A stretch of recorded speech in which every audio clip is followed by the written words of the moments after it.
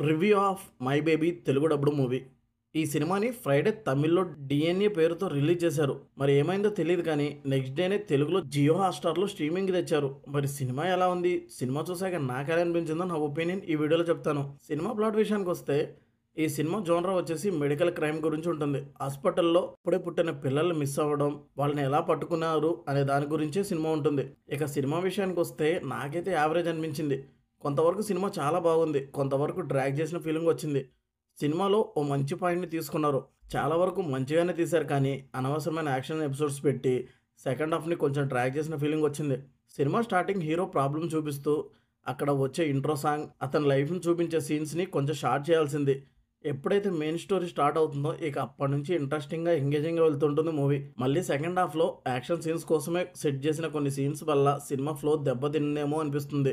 Investigation part బాగా work out అయ్యి, మంచి థ్రిల్లర్ లాగా వెళ్తుంది అనుకున్న టైంలో, ఈ అనవసరమైన ఎలిమెంట్స్ వల్ల పర్ఫెక్ట్ థ్రిల్లర్ లాగా అనిపించదు మూవీ. అసలు థ్రిల్లర్ సినిమాలో ఐటెమ్ సాంగ్ ఐడియా ఏంటండి బాబు! అస్సలు అర్థం కాలేదు నాకు. పర్ఫార్మెన్సెస్ వైస్ సినిమాలో మెయిన్ లీడ్‌గా చేసిన వాళ్ళు ఎక్సలెంట్‌గా యాక్ట్ చేశారు. మిగిలిన వాళ్ళు ఓకే ఓకే. తెలుగు డబ్బింగ్ కూడా బానే ఉంది.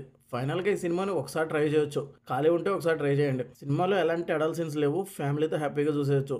సినిమా చూసి మీకెలా అనిపించిందో కామెంట్ చేయండి. ఈ రివ్యూ నచ్చితే లైక్ చేయండి. మళ్ళీ నెక్స్ట్ వీడియోతో కలుద్దాం. Thank you for watching.